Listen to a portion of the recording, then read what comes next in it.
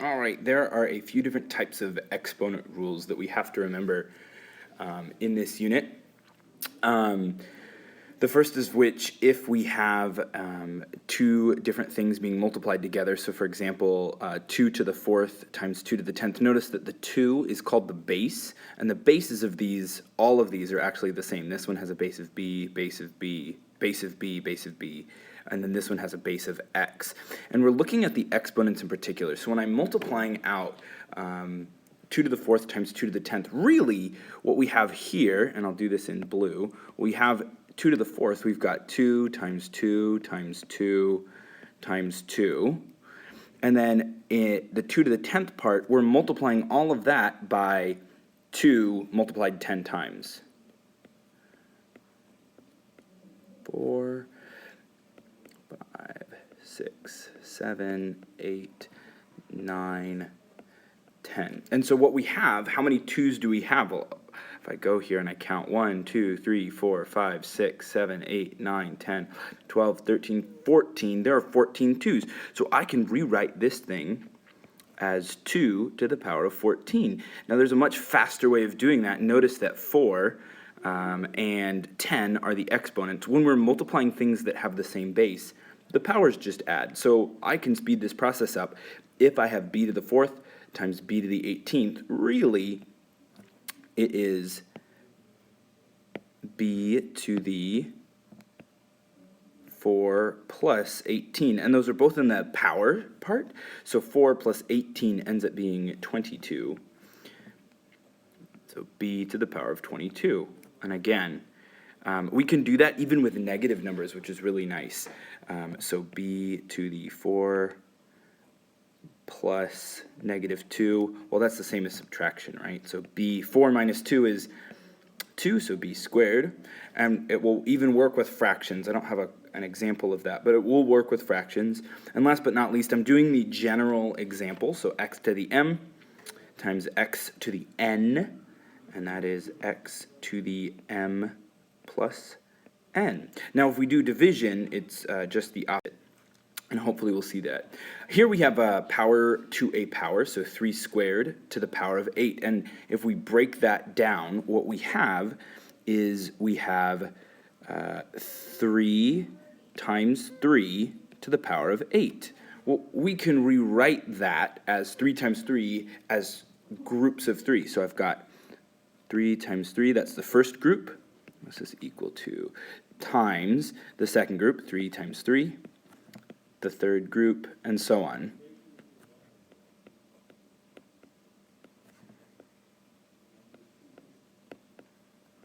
Got 1, 2, 3, 4, 5, 6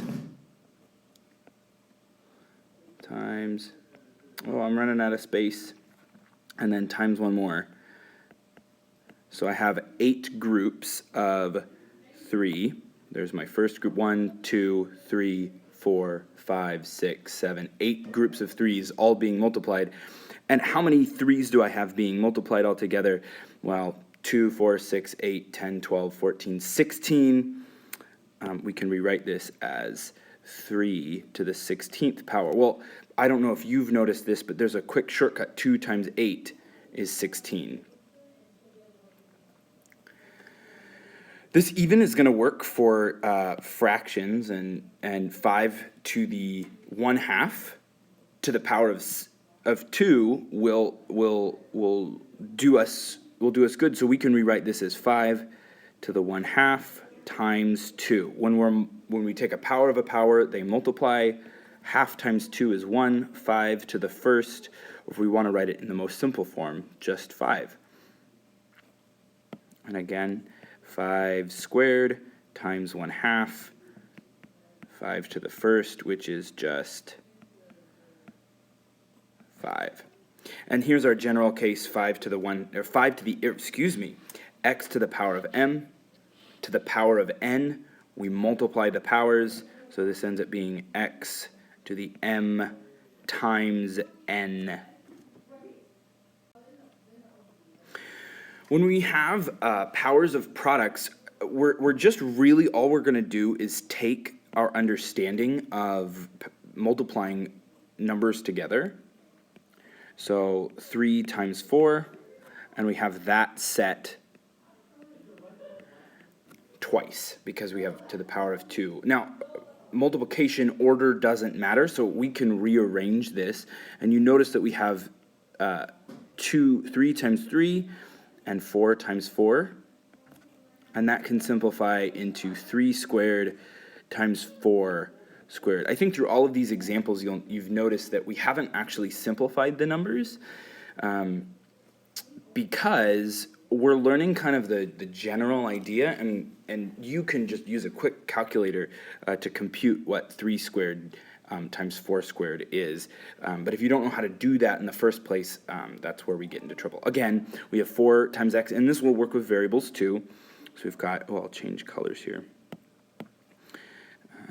We've got 4 times x times 4 times x, and that ends up being 4 squared times x squared.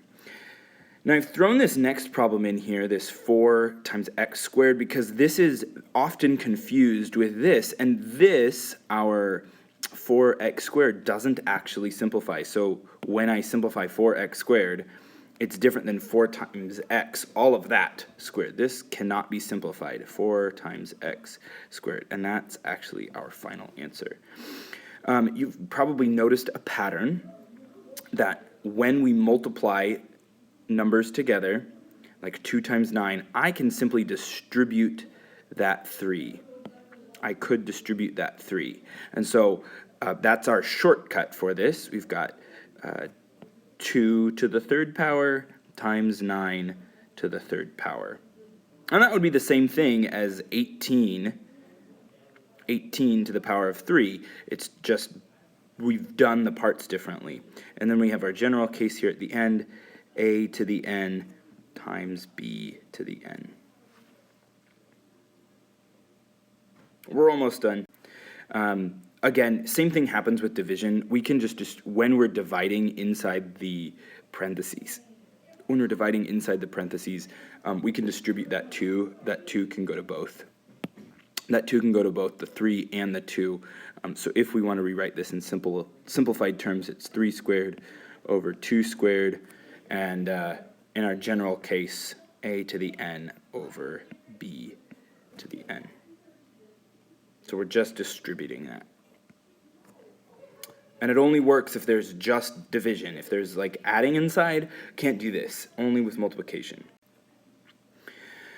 This is where zeros come from. So I'm actually going to add a title, power of 0. Because I think it's like an important idea of how we get it. If I have 3 to the 4th over 3 to the 4th, I really have 3 times 3 times 3 times 3 divided by 3 times 3 times 3 times 3. And I see that I have things that are on the top and the bottom. This will become a 1. This is a 1. This is a 1. This is 1. Because then a number divided by the same number. So really what we have here is we have a bunch of 1s being multiplied. 1 times 1 times 1 times 1. And that equals 1.